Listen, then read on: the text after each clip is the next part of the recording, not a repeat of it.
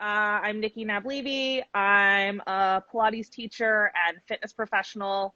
I teach online privates and classes in a virtual studio, and I do business consulting, but mostly I run my mouth on Instagram these days, professionally. Professionally. Yes. You're doing a great job of all of the above. Thanks. Yes. I guess we can just open with this now. My post about my TRX shirt, Mm-hmm. and we were talking just about how you speak to women and their body image and stuff. And as soon as that went up, you were just like, can I repost this? What spoke to you about that? I guess I could tell you the history of it for myself too, but I'm just curious, like from your perspective, what that spoke to. Yeah, what spoke to me about that is I don't see, and maybe I just don't follow enough men on the internet, but I don't see a lot of men who talk about the body image issues the way that women do, if you will. Like, as women, we're pretty open about that stuff, at least, or we're becoming more open. And with men, it's still kind of, I feel like, this vulnerable hush hush thing, maybe. And maybe I'm Yes. wrong and I'm just unaware of it. But what I appreciated was that you posted it, you were very honest about it, and you were speaking to it from a perspective that we as women don't have, right? Women aren't usually sad when they get smaller, to be really straightforward about it. And I'm Yes. curious to know sort of what went through your mind in sharing that and sort of the backstory of that post. Sure. So basically I used to work for, well, I still do stuff with TRX and a lot of personal training, and it was just an old shirt in my closet, and I put it on. And when I put it on, I recognized that there was, like, it was just a little bit looser. And not every guy does this, but like I look at the sleeve and I noticed that there was this like inch gap in the sleeve.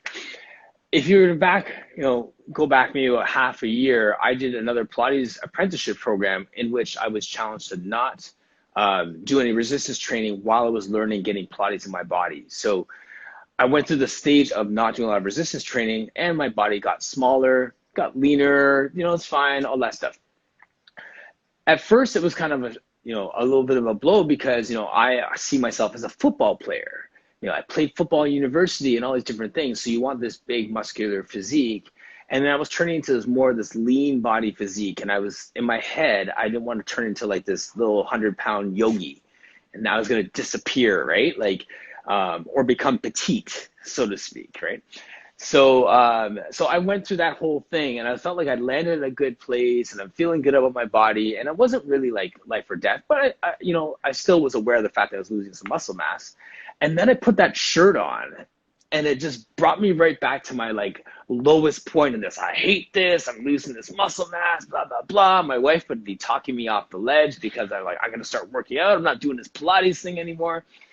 So it brought me back to that moment, and it just gave me a moment to tell myself the message that I need to hear, that doesn't matter, and that I'm good where I am, and I'm healthy, and performance ultimately is a thing that I always say matters to me. So if I was to stop working out and kept doing just Pilates only, and then I wasn't able to play football, flag football still, be mobile, be fast, strong, I would have given it up. But instead, I was more mobile, and I was injury free, and I was faster, I was leaner, I was stronger. My body felt better with Pilates, and my body's performance means more than my body's appearance to me.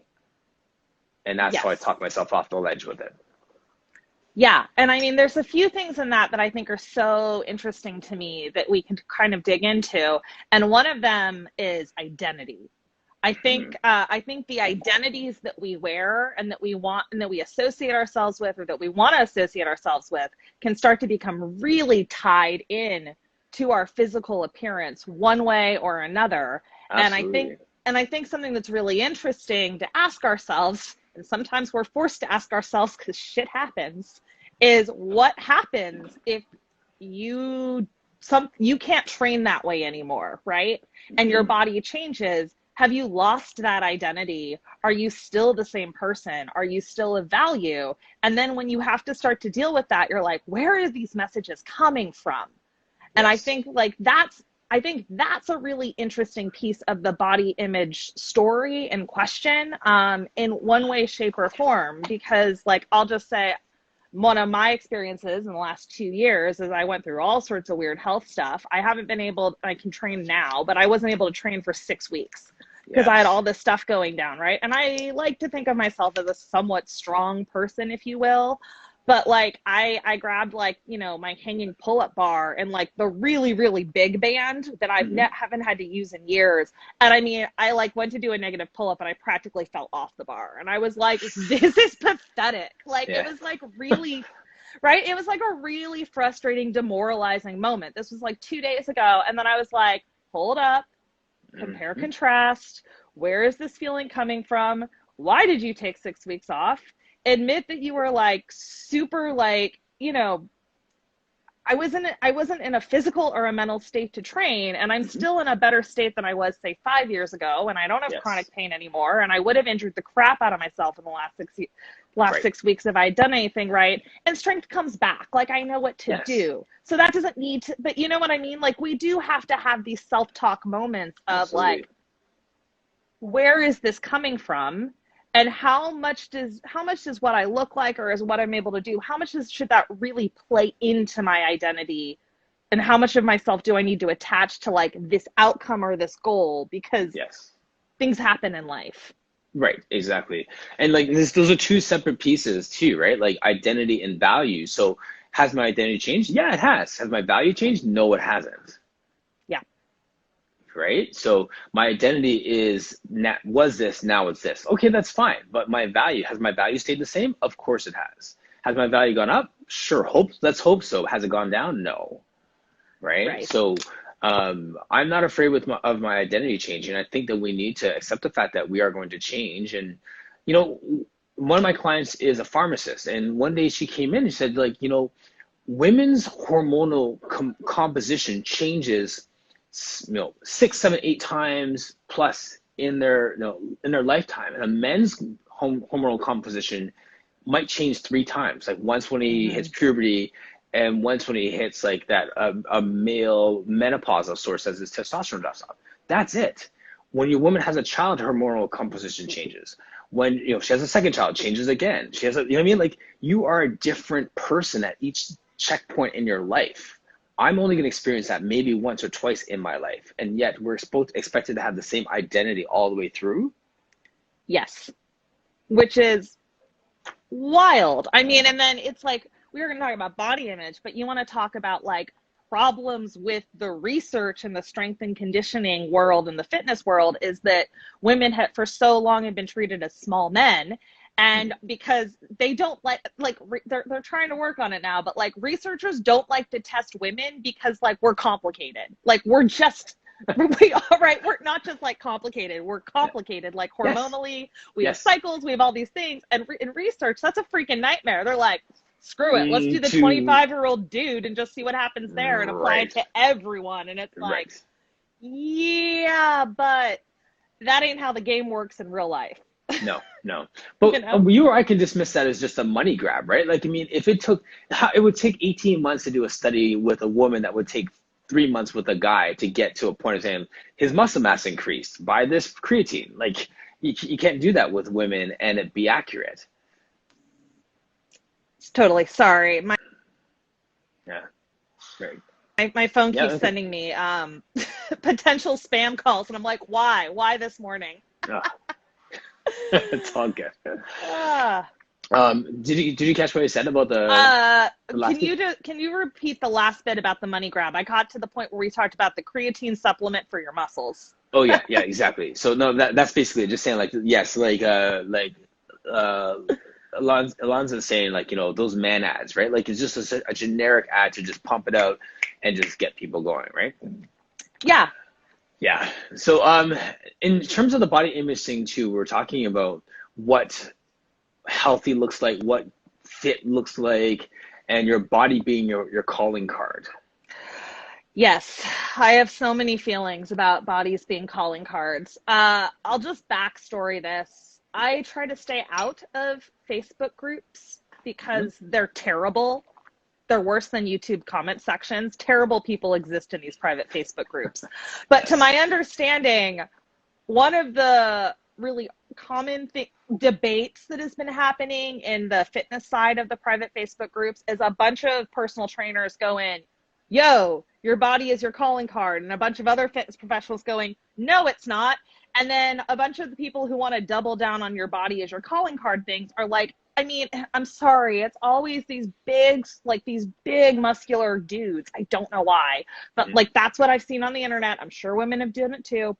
But I kept seeing, like, especially last week, and I don't know if it's like when you're like, don't look for, like, you know, pink elephants, and suddenly pink elephants are everywhere. Yes. Suddenly, everywhere I looked, there was legit a meme that was like, your body is your calling card. Stop complaining and do the work. Come at me, bro. And I'm just like, are you freaking kidding me? Because, like, here, and I had some time to think about this, and I got into a few internet wars about it. But the more I thought about it, it's like, there's so many issues with this. And it's like, you know what I mean? And one of them is like, body composition does not necessarily equate with health.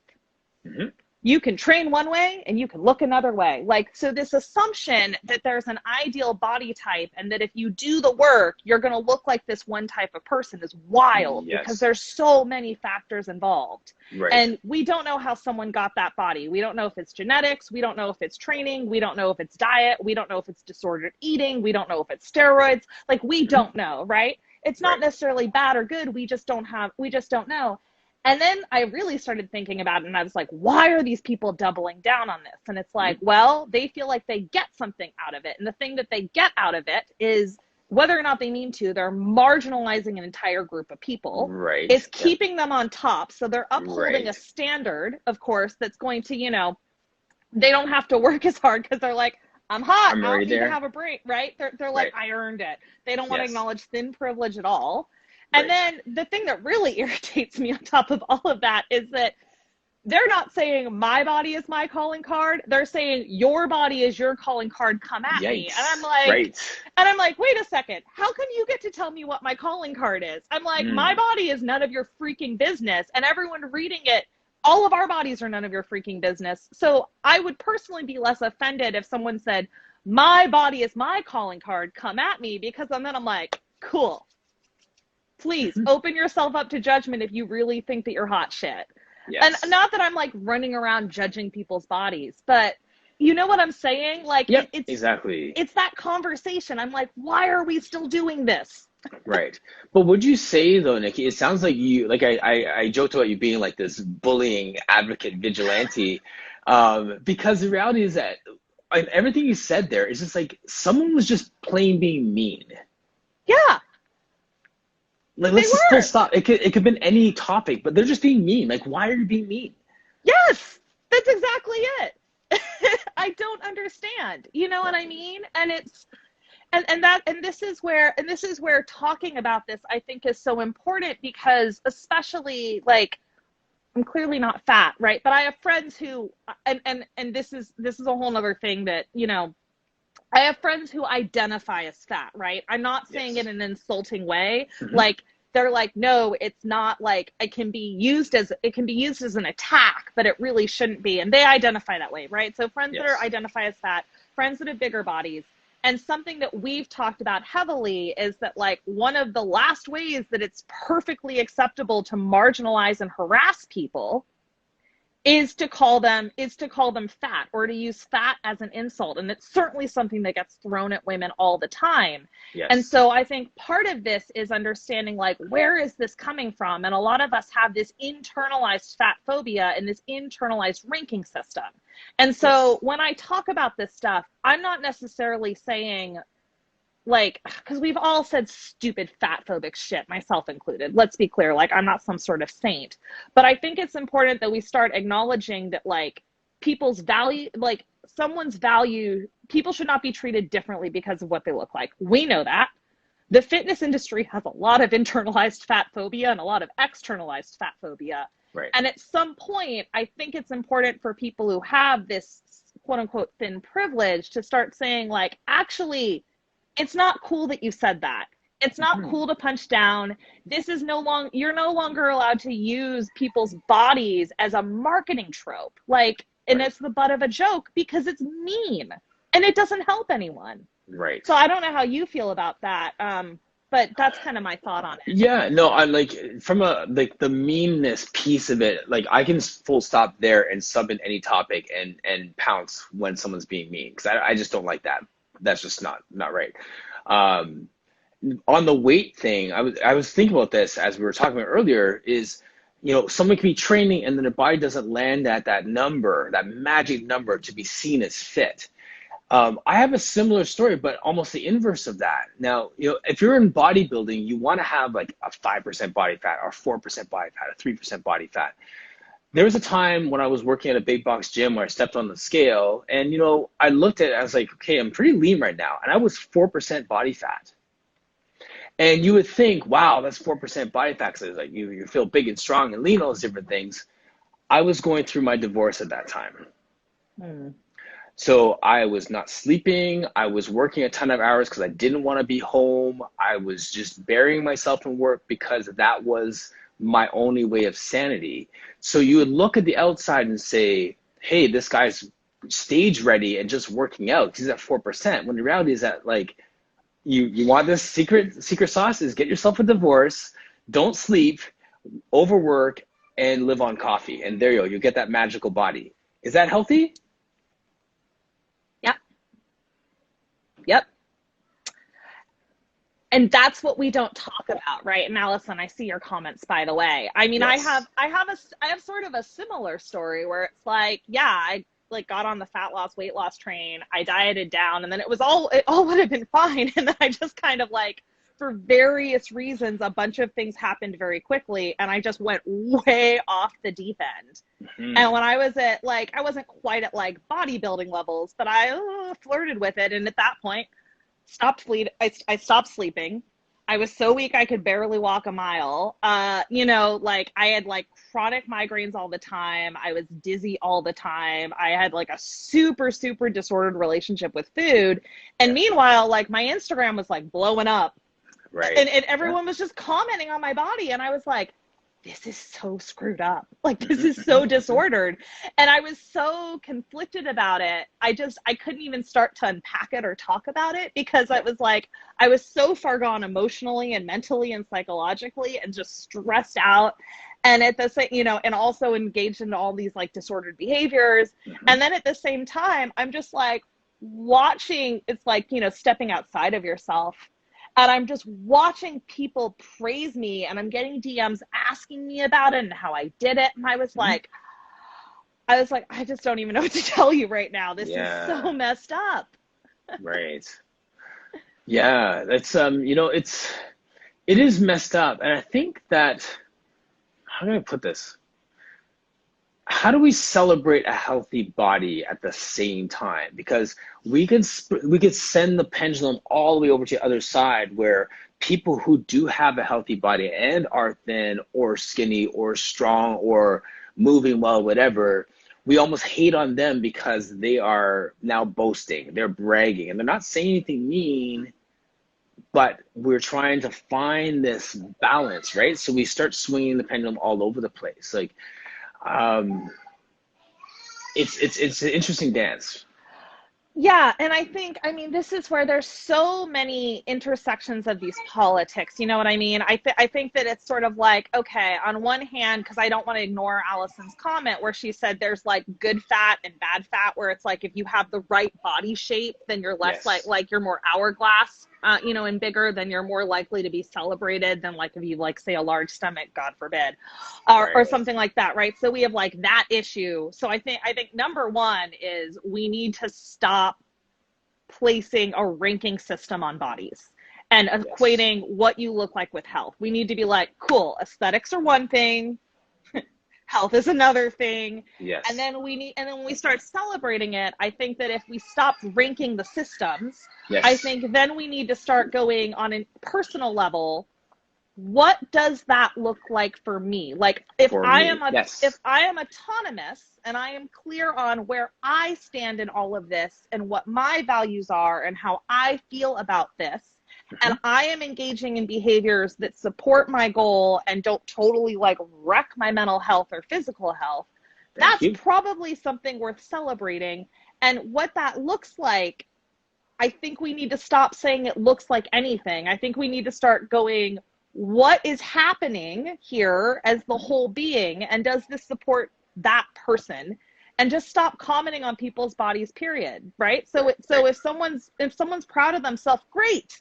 And if, and if they have an aesthetic goal, great.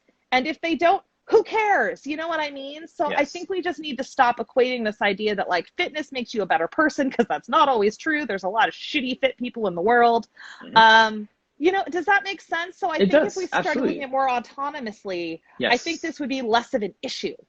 Absolutely. And we say that about personal training, right? Like just in terms of it having an individualized approach when I'm approaching my clients. So like I'm not going to give every single client lat pull down, bench press, squats, deadlifts, and lunges, right? Like it's like, well, what do you need? What are your goals? Whatever it is. Okay, so now these are your goals. So you can now define what success looks like, and we can move towards your definition of success. Yes. And I mean, I'm sure, I don't know where you fall into this debate. I'm curious too, from the male perspective, but I think a big piece of it is part of why we're so tangled up in fitness and Pilates with aesthetics and and like the other aspects of fitness is that we've been using aesthetics. We marketing, right? Fitness land, Pilates land, have been using aesthetics to sell fitness and health, and they're three different things. And so I think if we split those things up and we stopped being like, this is a fitness body, or this is fitness, or this is health, and we were more like, these are health supporting behaviors, these are fitness supporting behaviors, these are quote unquote aesthetic supporting behaviors. They have some crossover, but they're not the same.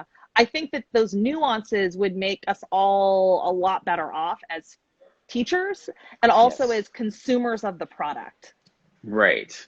I agree with you, because I mean, I've had Isadora on last week and we were talking about that. So I said to her, what do you think about sayings like strong is the new sexy, as opposed to skinny is sexy, or whatever? Like when I think that there have been some attempts by people trying to push back against the machine saying, this is the new definition of healthy. And like Caroline's saying, like forgetting mental health. I mean, like that's a whole element that now I'm happy that is becoming less and less taboo. But the reality is that if you have all the mental health, issues in the world in the background, calories in doesn't equal calories out anymore. So healthy, you can be that 4% and be terribly unhealthy, or you can be 49% and be on top of the world if you are in the right headspace and you're doing those different things. So yeah, and Jason's saying, as long as you're happy, not to assume someone's happiness. Right. It's so funny. Like everything is so relative. And I think that we really have to come back to looking at individuals as individuals. Yeah. One of my friends who I had on a long time ago, he said, I help people to get a great body. And his definition of a great body was one that looks good, feels good, and is pain-free by their definition. Right. And I think that's a big piece of this, like, again, looks good. I think we sort of just start there and get lost. And I guess the question is like, what is good? Because the way I think about everything now is like thoughts pop into my head, whether it's a thought about myself or a thought about someone as I'm scrolling Instagram or whatever. And then I go, where did that come from? Yes. And it's like a lot of these things, a lot of these aesthetic things that we've internalized and all this stuff, it's like, yeah, it came some like, like, I don't know how old you are. Like I was born in 85. Like if you go back and look at the movies of the 90s, we got some screwed up things. We got some screwed up messaging happening for women. So it's like, where did that come from? It's like, that didn't come from anywhere good. And so I think unpacking that, or at least questioning it, is really valuable, right? Yes, totally. Let's start by questioning it. Cecile's coming here too. Remember when the Teen Bop magazine would do profiles and casts, and they saved them, Saved by the Bell or whatever, and it was popular, and they would always state their weight as well. Yeah.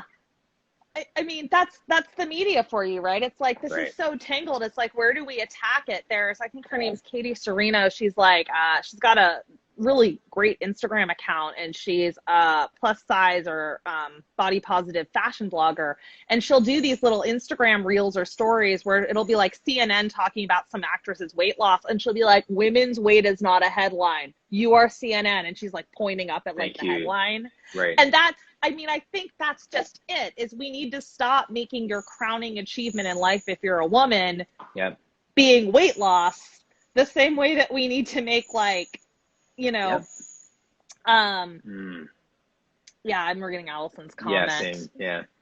Yeah, my soccer football player as a card as a kid, first time I lied about my weight. What, like, why are we? Why?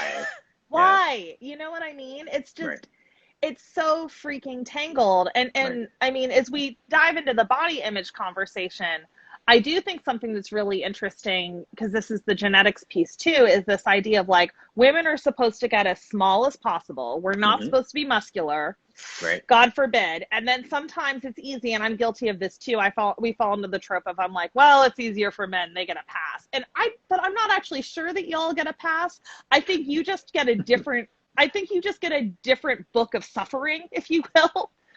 You know what? Honestly, Nikki, thank you for saying that. And I think that even with my post earlier, I wanted to just give like just a minute of airtime to that suffering, because it's not suffering, but men still need, like, men appreciate when you can give some airtime to that. Because I would never be like, woe is me, I'm a 38 suit jacket now, and I used to be a 42. Like, who cares, right? But it's still a valid thing. So I think that there's I appreciate the airtime, but I would never go around like walking like that is actually one of the major issues in our world today. Do you know what I mean? Yes, I do. But I think what's interesting about the who cares is, it's like, I think sometimes we're like, I'm a practical person, so I'm not supposed to care about these dumb aesthetic things. It doesn't affect me. I'm above it, right? Like, I love to pretend. I played that game for a long time. And then I was like, no, I really do care. It's like, yeah, apparently I am really a dumb, vapid person, because I actually care a lot, like way too much. You know what I mean? And I think that's actually why it needs airtime, is like, no, this stuff actually does affect us, and it's distracting, and it actually detracts from happiness. And I think that it's worth owning, like, no, actually, like, on one hand, as you brought it up, I think it's okay to own your vanity, and I don't think we should be like vanity shamed, but I also think we need to acknowledge that, like, we care. You know what I mean? Like, you could be a very smart, practical person who espouses all sorts of research and knowledge, and still looks in a mirror and gets like bizarrely hung up. Yeah, it's true. So here's my question too, because like from the male perspective, hearing all this stuff, I know that men are guilty of shaming women, but some women are so mean to one another. And I see that a lot, where I'm like, okay, so you're personally suffering with this, now you're projecting this onto somebody else. Why are some women so mean? Well, that's an excellent question. I mean, here's the thing. Again, before it turns into like me throwing someone under the bus, I always prefer to throw myself under the bus when I talk about this stuff. Like, I have definitely been a mean girl. Like, I might like, I mean, it's funny. Every time I post something that's kind of like anti-bullying, I then go through this whole process of realizing every time I bullied another human being, and then I'm like, oh God, you know what I mean? Like, I think about like an instance from college or something I said, and I'm like, whoa, right? Like, I mean, truly, like, I just feel so bad about it, just and cringe, for good reason. Yeah, no, but I mean, really, like, in my bones, I'm like, what was that? And so if I reflect on the what was that, it's a power dynamic, right? I think when we do that thing where we're really mean, it is really a projection of something that we're going through. It's either deflecting of saying, hey, don't look at me, let's look over there, because then I'm safe, right? Or it's a way of propping yourself up. And then I think also we've been taught. I think women, you know, you talk about societal conditioning. We've been societally conditioned to be mean, even if we're not like bad people. You know what I mean? Like My mother's never going to watch this, thank goodness. My mother is, I love I'm gonna my send it to her mother. after. Yeah, please. Yes. Oh goodness. Yes. So one of my family members always gets mad when I do a conversation. It's fine. But like my mother definitely is really good at making, my mother has a lot of body image stuff, and she has made some really mean comments in Mm. her life. And we have a really interesting dynamic where when she does that, I'm like, Mom, that wasn't very nice. Did you really mean that? Do you really feel that way about that person? Do you think that person really deserved that comment? And she always has to be like, no.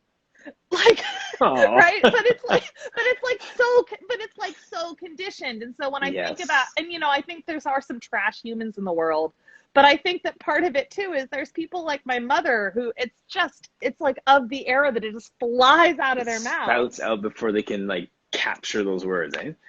And it's taken, it's taken us several years of this dynamic for me to get her to stop doing it, because like now she gets called on it. She used to pout Yes. because no one ever told her no. And now I'm like, no, Mom, we don't say that. Mm. That's not Yeah. nice. So it's like a Right. weird parenting thing. Yeah, exactly. Speaking of the parenting thing, I remember when our first child was born, and my wife, the kid's mom, really, really pretty lady. And, as soon as she got pregnant, here we go, right? Oh, look, you're getting bigger. Oh, look, you're getting spots. Oh, look, you're getting this. Oh, look, your feet are swelling. It's like the women were waiting to pounce. They wanted to see the demise of the pretty woman, right? Like, and I was my first I was like, you guys are mean. Like, what's up? Like, why are you waiting to just pounce on someone? Yeah. And what this actually speaks to is a really big problem in our culture, and that we have made it completely acceptable to comment on other people's bodies. And for me, Yeah. that is And like, sorry, and guys do it too. So yeah, like, this isn't my attack on women. Like, guys do it too, but I'm just saying, just an example of yeah, it. Yeah, just to no, qualify. totally, right? But as a culture, men, women, As a magazines, culture. CNN, we've just made it completely acceptable to comment on people's bodies and to associate small, at least for women, smaller, better, bigger, worse. And Yes. without any context, right? Without any type of thought about how that's going to make someone feel in any direction from any observation.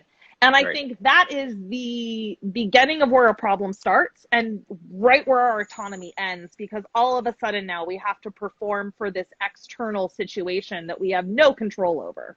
Yes. Exactly.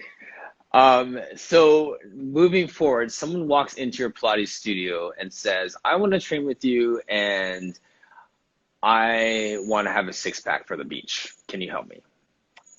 I'm going to start with, cool. Let's talk about what that involves and how much you want to suffer, because I'll refer you to the person who will get, I'll train you, right? I'll help you find a fitness approach that may or may not support that six pack, but let's be real. Unless you got some banging genetics for this, you ain't going to get a six pack doing Pilates or even doing some kettlebells with me. That's going to be a lot of freaking dieting down and caloric manipulation, which is going to take, if you're a woman, forever. It's absolutely no fun, right? Right. Most people aren't like, this is so much fun. I love being hungry, because you're going to be hungry, right? No one really Right. wants to have to figure out how much protein they're eating. That's not super fun. And then there's also this like other little genetic thing that happens where it's like some people can have a six pack at a pretty high percentage of body fat, and other people have to be almost dead at their body fat percentage is so low to have a six pack. So it's Yes. kind of like, I think for me, it starts with, cool, where did this goal come from? Yes. Let's start there. Yes. Here's what might go into it, and let's have a conversation about realistic expectations. Mm-hmm. Right. You know what I mean? Because I really do believe in autonomy. I'm not going to like six pack shame you or say your goal is stupid, but Yes. I would prefer that you have make an informed choice. And when you Right. learn all of those things, sometimes I think people think I'm like a real buzzkill. You might go, maybe I'll adjust that goal. Yes. You know what? It's so funny. Like, buzzkill is the word, because I think everything that's coming out of my mouth could have been blank shaming today. Like, you mean like we're six pack shaming, we're fit shaming, we're thin shaming, we're fat shaming, we're fill in the blank shaming with everything, right? Like, or Yeah. can be. Yeah.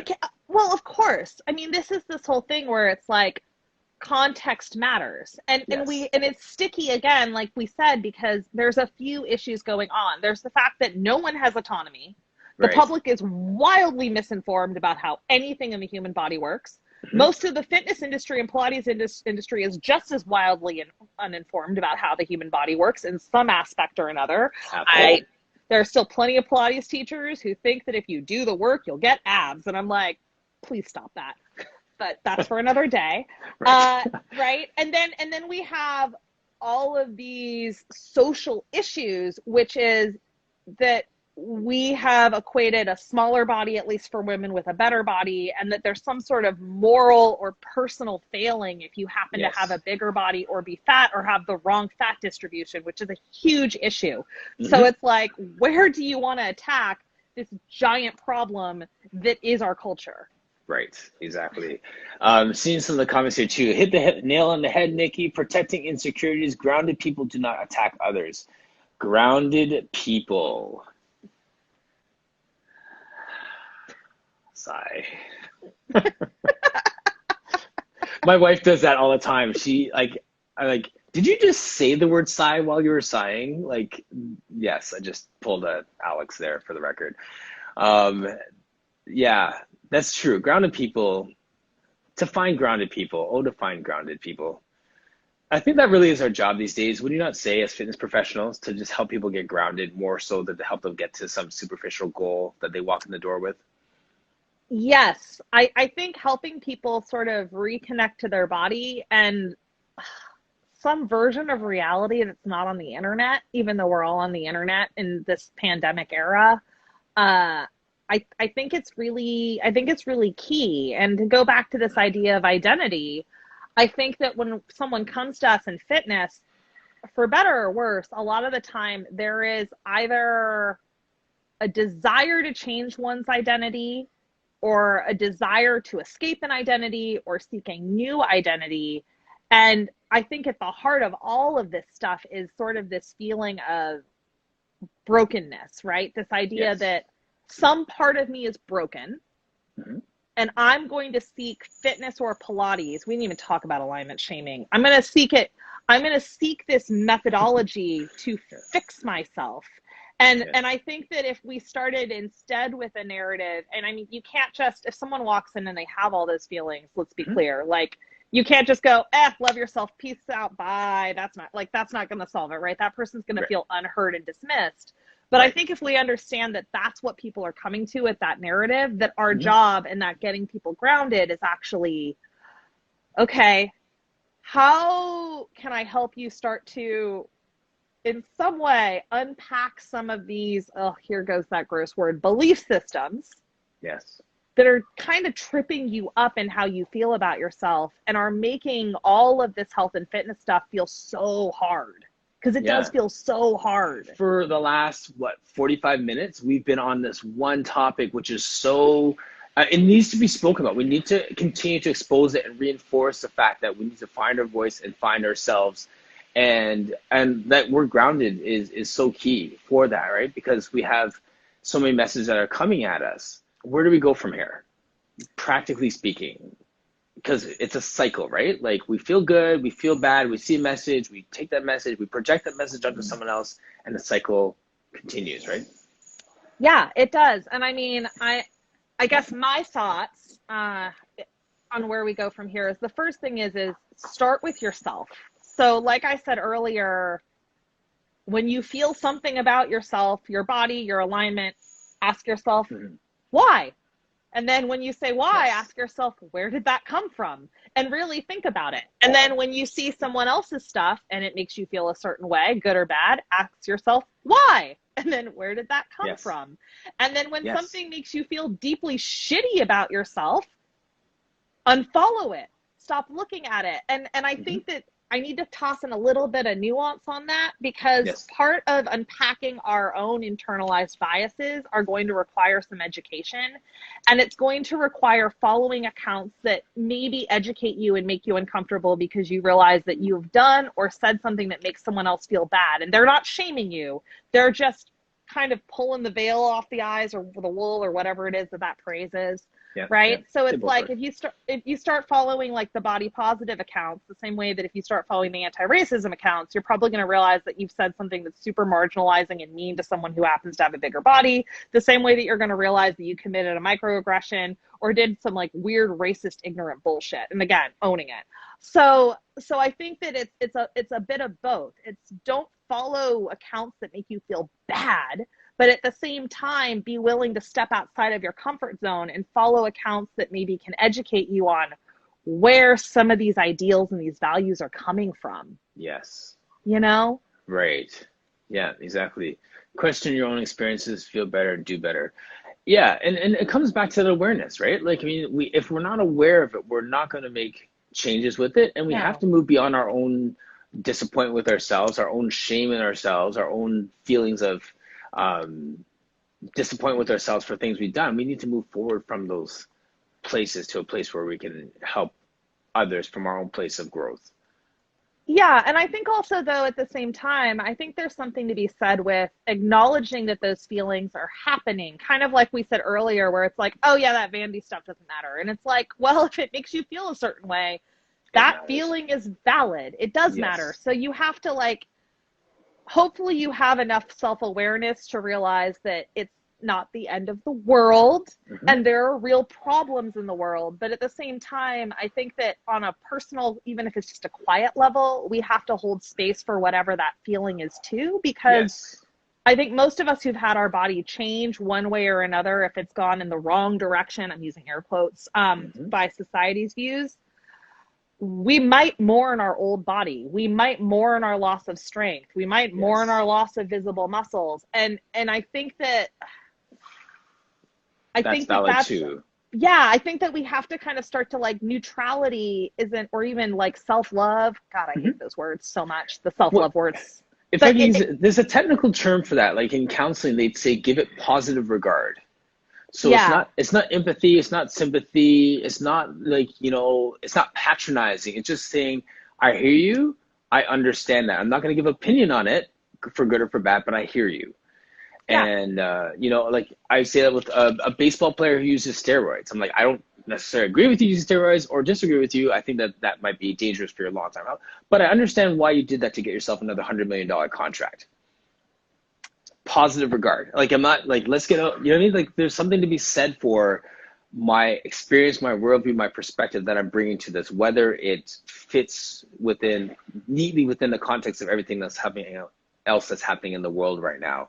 That's my feeling. That's my experience. And just give it some voice, give it some space. Yeah. Because being a human is messy. Very messy. you know, like it doesn't matter if you know where it came from. It doesn't matter if you're like, no, actually, I know that's kind of bad and wrong. If you feel it, you still gotta like, I mean, I guess you could ignore it, but hopefully you start to like, again, you kind of have to like work through it to get to the other side, or shove it down and wait for it to pop back up.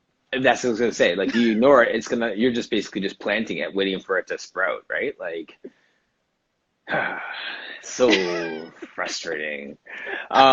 So I feel like we just commiserated for 50 minutes and got like right back to square one here.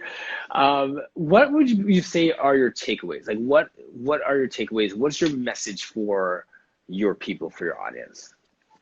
I think the message for anyone, I would say for anyone who's listening, is if you need to hear it from someone else, not that I'm the person who should be giving all of this advice with all my wisdom, haha, is that your body has value, like, is that you have value regardless of if your body changes. And if your body changes, you still have value, right? Yes. Your worth as a human being, if you are a teacher, what you have to share and offer, whatever your unique gifts are, goes so far beyond your exterior or your ability to do the splits or, you know, like all of these Mm, vanity metrics or your ability to PR a squat. Like really your yes. inherent value as a person, I think is like your voice and your ability to teach and to help and to just like whatever it is that you do to like support other people in the world.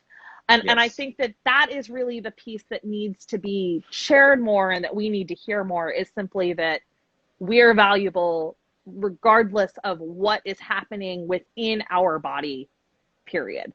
Yes. Right.